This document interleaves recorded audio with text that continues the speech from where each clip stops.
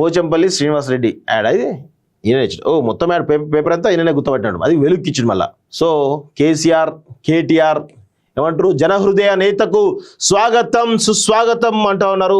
ఎన్ని పేర్లు, వరంగల్ పేర్లు అన్నీ. ఓకే, వరంగల్ అన్ని పెట్టిరు. అంటే జనరల్గా పోచంపల్లి శ్రీనివాసరెడ్డి అంటే వీళ్ళ కేసీఆర్ ఫ్యామిలీకి దగ్గర, కేటీఆర్కు బినామీ అంటారు. మరి ఇక్కడ హరీష్ రావు ఫోటో ఏది? హరీష్ రావు ఫోటో ఏది? ఇందులో కవిత ఫోటో ఏది? హరీష్ రావు ఫోటో ఎక్కడ, కవిత ఫోటో ఎక్కడ?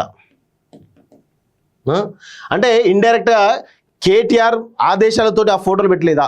జనరల్గా ఎవరు పెట్టినా కానీ కవిత photo Harish Rao photo minimum పెడతారు, జనరల్ ఎక్కడ చిన్న కన్నా పెడతారు. మరి ఈ పోచంపల్లి శ్రీనివాసరెడ్డి అనే వ్యక్తి అంటే ఓన్లీ కేటీఆర్ కోసమే పనిచేస్తున్నాడా, లేకపోతే ఇంకే దేనికోసం పనిచేస్తున్నాడా ఏంది అనేది ఒక డౌటు. అంటే రజతోత్సవ వేడుక సాక్షిగా హరీష్ రావుకి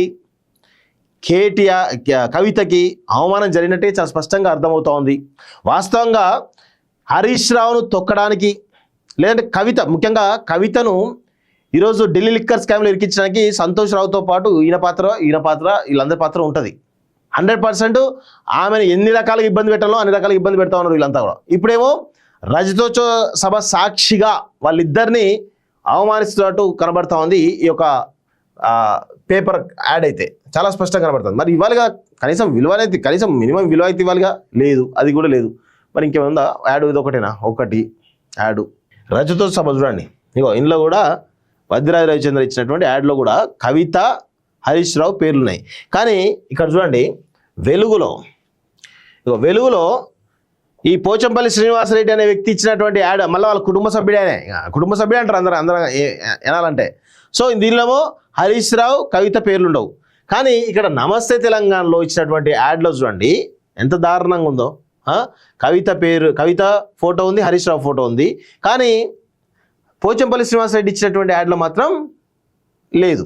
అంటే ఏ విధంగా వీళ్ళ సిచ్యుయేషన్ ఉందో ఒక్కసారి అర్థం చేసుకోవాల్సిందిగా కోరుతా ఉన్నాం. సో వీళ్ళు అంటే హరీష్ రావు కవిత ఇద్దరిని కూడా రజతోత్సవ వేడుకగా అవమానించట్టే చాలా స్పష్టంగా మనమైతే చెప్పొచ్చు.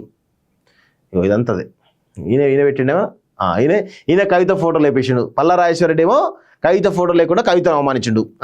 కవితను అవమానించిన పల్లా రాజేశ్వరరెడ్డి, రజతోత్సవ సాక్షిగా కవితకు భారీ అవమానం. అది 100% వాస్తవం. అంటే విలువ లేదు వీళ్ళకు. కవిత అంటే మినిమం విలువ కూడా లేకుండా పోయింది. ఏం చేస్తాం, ఇట్లుండే పరిస్థితి.